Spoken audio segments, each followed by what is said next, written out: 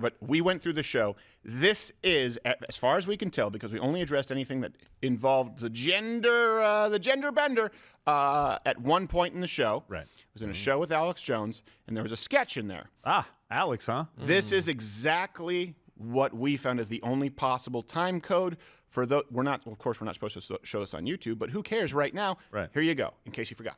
Here's another story that's going on. We're ready for the story, right? Yep. Corda Black Garrett? Awesome. Okay. Are we ready, though? I don't know that I'm ever ready. I don't know that we want to be ready. But the Women's Liberation Front, I already hate this, Yes, I do the too. worst. reported at least one woman at the Central California Women's Facility was pregnant after a transgender male prisoner was transferred there. Keep in mind, the male prisoner was permitted to transfer under the new California law, SB 132. So under SB 132, it allows biological males to use women's locker rooms, homeless shelters, and prisons to the point that now condoms have been issued within the prison. What? Yeah, this is part of the protocol to ensure that sex between inmates, which is illegal, by the way, would be safe. So they need to make sure that it's safe sex in an all-females prison where they cannot get pregnant. And so all women, condoms, pregnancy, immaculate conception?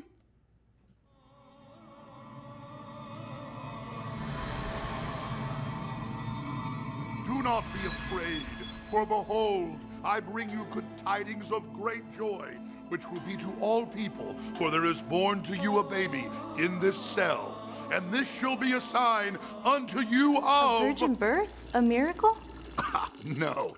Your cellmate, that guy dressed as a woman, he's going to rape you. I'm a girl. Repeatedly. That read rough on the paper. It really did, It really did. And it did. Yes, still does. And with good reason.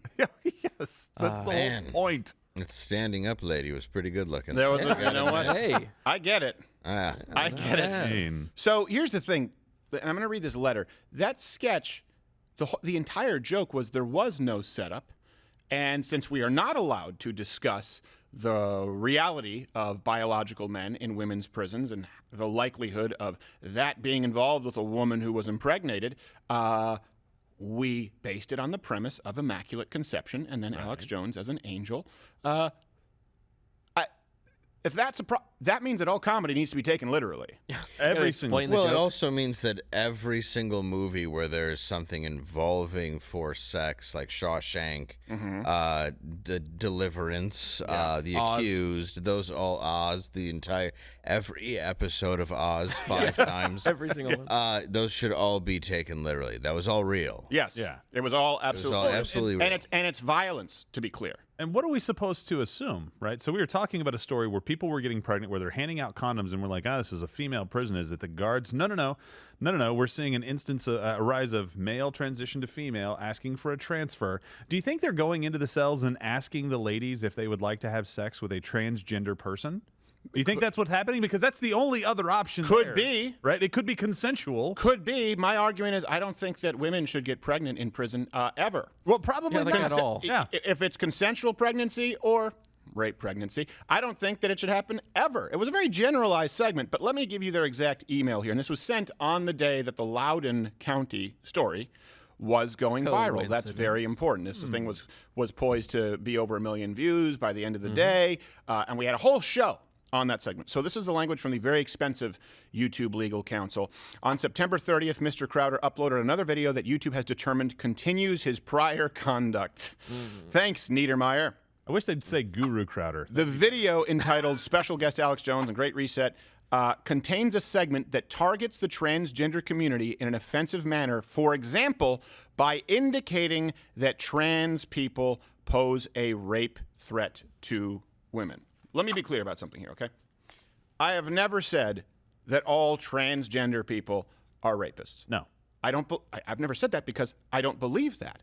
What I did say yesterday was, look, when you don't have, and this is what I said yesterday on the Loudoun segment, And I'm going to clarify why that matters for all of you here. This is not about us. This is not about, oh, I can't believe I got suspended on Twitter. No, look, on the Loudoun County segment, I said, when you just allow people to claim gender, and there's no barrier to entry, we're not using biological sex, how do you decipher between people who actually believe they are transgender versus people who are trying to use the laws in a predatory manner? And by the way, it does happen all the time.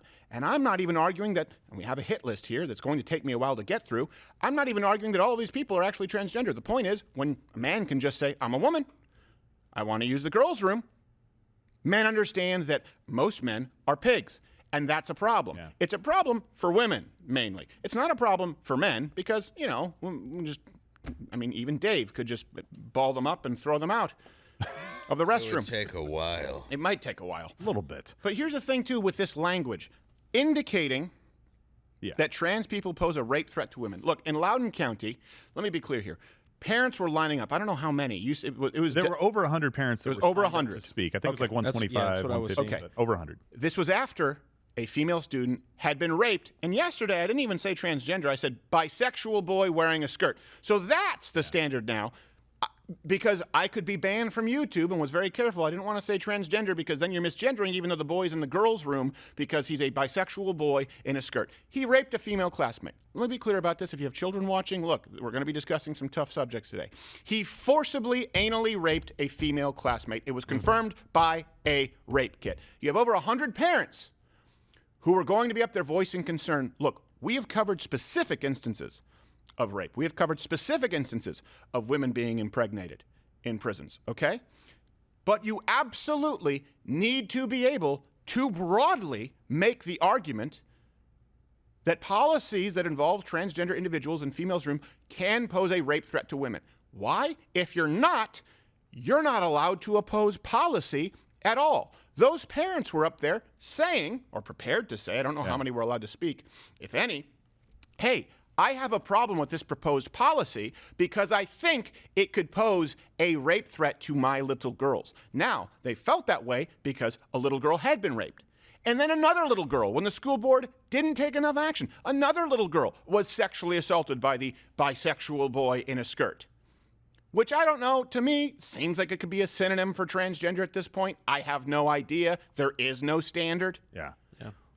Now, if those parents voiced those concerns on YouTube, on Facebook, banned, silenced. So if you believe that boys are boys and girls are girls, and if you believe that boys or men should not be able to enter into female-only spaces because it poses a sexual threat to your daughters, to your sisters, to your wives, you are apparently committing violence. You are violating policy of the biggest companies, the most powerful companies that have ever existed. And how have they gained power? By controlling the entire flow of information throughout the world. So let me ask you this. How do you oppose a new bathroom policy at your school, in your state, if you're not allowed to say that, well, the reason I'm opposed to it is because I think it could be a danger? You're not allowed to say that. Right. That could be you. This is a very clear message because we didn't do that at all on that day in that sketch. That's not what it's about. Maybe it's an entirely coincidental that it happened on the day where we went in the paint hard on the Loudoun County case. And you know what? Yeah. I think that going in the paint hard is merited when a young girl is raped. That's me, Mr. Old-Fashioned. Yeah. And by the way, I want to be very clear. We don't think we said anything wrong yesterday. No, of course not. We just don't trust that YouTube plays by the rules. So we pulled it down preemptively. I don't want anybody to be like, well, you knew because you pulled. No, we pulled it down because you don't play by the rules. You make a broad statement like this and don't give us any time codes and haven't responded. And by the way, but their new rule from the legal counsel, they would absolutely be able to claim that covering the Loudoun County case is against policy. Well, yeah, absolutely. But here's the thing. When you make a claim like that, and this has been the argument the entire time, opening up these bathrooms, don't just think bathrooms, think showers as well, right? Opening up these facilities. Now I got it. Right, yeah, to claim that they're transgender, I can go into those facilities. Here's exactly what the school board said, word for word, basically. Does this happen all the time? Do we have boys that have transitioned to women molesting girls in bathrooms or sexually assaulting girls in bathrooms? Oh, so you're saying it never occurs? I would like to present evidence that it does. No, banned. You can't do that. You can't talk about that. You can't make that argument. You're not allowed to present your argument preemptively which is what one does in politics when discussing any policy proposals, and you are not allowed to discuss it as a post-game. When someone has been victimized, when someone has been forcibly anally raped by someone who's transgender, you're not allowed to discuss it beforehand, and you're not allowed to discuss it afterward. And that's why right now, look, this is when we fight like hell. That's the promo code. You can join up. Use the hashtag. This is really not about us. This is a message being sent. This will affect all of you. If you're a parent and this is coming to your school and you voice your concern, maybe not at a town hall, but a digital town hall, this policy, this rule says, oh, you can be banned. And by the way, let's go through this. Okay, let's go through this. Yeah. Oh, well, this doesn't happen. That's also their argument. Yeah. Well, that's also incorrect. It just did. Yeah, it just did, and it shouldn't. We shouldn't have to wait for it to just happen. No. We should be able to talk about the potential threat doing this will pose. When you're throwing anybody who's like that, whatever your preference is, into a prison bisexual system, in a skirt. That's a new gender. Bisexual in a skirt. Yeah. You're sending somebody to a place either or. They're gonna have a good time. Yes. Well, you know how I know. But I mean, seriously, like that's like if you watch a lot of prison specials, like I do on Skinamax, you notice that. No, but for real, like if you watch prison specials, there's always a kind of feminine guy who hangs around who's a little bit transgender, who's like, it's all right if the mob boss will have sex. Like this is just like, on TV. So it's like there is I have no idea what you're talking about, but yeah. No, but I'm telling you, because there's no girls in there. Oh, is that why, Dave? So you got to find the one that's the most girly, and it ain't Tracy Morgan in Longest Yard. Yeah, you know what I'm saying. Yeah. When they cheerlead. Yeah. It's real nice. Or really, think about it. Back then, Bluto Blutarski with the ladder at the sorority, all he needed to do was put on a wig and a fake pair of tits, and it's not a problem anymore. No. That's true. By the way, you know how I know they agree with us? You know how I know? For all of history, we have not let boys go into women's locker rooms in any sports, or in prisons, we separate them. Do you know how? That tells you everything that you need to know. If this is totally not a problem, then why is that a problem? Yeah. Then we should have mixed locker rooms everywhere. Unless you're Pablo Escobar. His prison was pretty dope. Yeah, and Al Capone. Yeah. Nice. Riddled with the clap. But That's true, nice. Though. Yeah, he's fishing in a swimming pool, so it's not that great. Right, yeah. Ray Liotta's got some pasta cooking, so that's good. So, look, let me go through a hit list here. Oh, it never happened. Now, I don't think that you need to argue and prove that it happens. The whole goal is to prevent it from happening. But since you brought it up. Dakota Neves of Massachusetts molested 2 4-year-old girls and distributed child pornography months after successfully advocating for trans bathroom privileges. Oh. Great. Transgender prisoner Karen White carried out 4 sex attacks at a woman's prison. Pasha Thomas's 5-year-old daughter was allegedly assaulted by a male classmate in the school bathroom due to trans bathroom policies. Patrick Purcell sexually assaulted several females and was diagnosed with pathological lying and claimed transgender status in 2015. Why was that guy around anything? Madeline Harks, well, because he wasn't a pathological liar at that point. See him? But then that's also a good example of Patrick Purcell's. So I have to go back. There's so many of these. Patrick Purcell.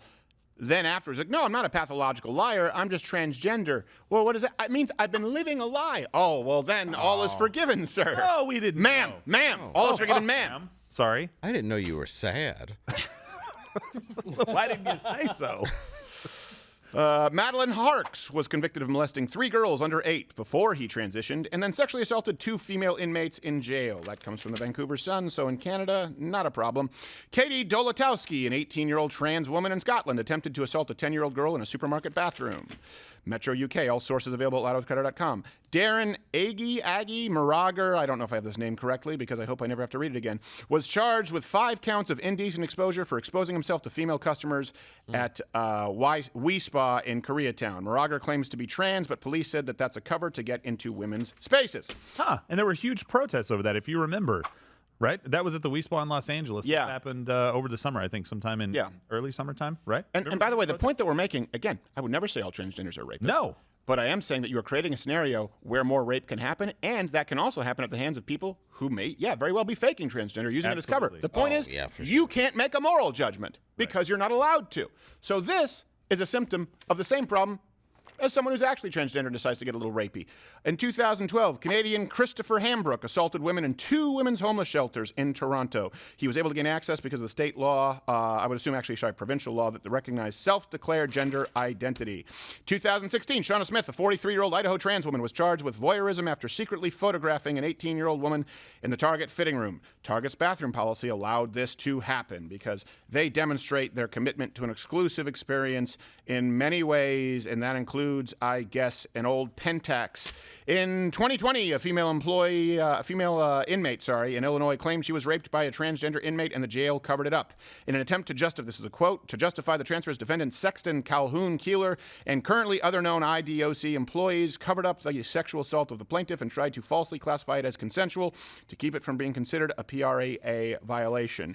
An Australian woman named Charlotte detailed being sexually assaulted in a public restroom when just 11 years old. I remember starting to cry, but this person would let out this fake sympathetic laugh and say, hon, don't worry, your auntie is here for you. My hands were frozen stiff, my vision was blurry, but I still remember everything. Anyway, I don't even want to read any more of this. This just goes on for a while. This is just a whole You know what? You don't need to go through the whole harrowing description, but it's certainly more detailed and was more corroborated than Blasey Ford's accusation. Yeah. Look, Doesn't I only have happen. so much time. I don't know when #BelieveAllWomen changed, but apparently it changed when a man claimed that he was a woman. If it saves one life, if it stops one sexual assault, well, what do we just go through? A dozen? I could read you hundreds more, and I don't think you're surprised. And we know that YouTube isn't surprised. Right. And I think it's really important to point out that, I mean, it seemed, I wasn't keeping score necessarily, but it seemed like half of those were people just saying, I'm transgender, just to be able to take advantage of the system. Right. I'm going to say the one guy especially. Yeah. With the beard and looking nothing he's like totally- a woman. No, yeah. totally. That's most today, just to be clear. I had a transgender serve me in Burlington, Vermont. True story. Yeah. Serve me a cup of coffee, and it was a guy with a goatee, his hair in a soccer man bun. He just happened to be wearing a muumuu. There was no other effort, and I noticed that the name tag said Dottie. Well, I think I had that guy serve me in the dressing room of a Burlington coat factory. Yes, yes. well, Jeez. We're out of coats. yeah. What? Oh, You don't seems like, we need to restock. you don't rush to Burlington Coat Factory every time you want to dress like Missy Elliott? Oh my gosh! You know what I really was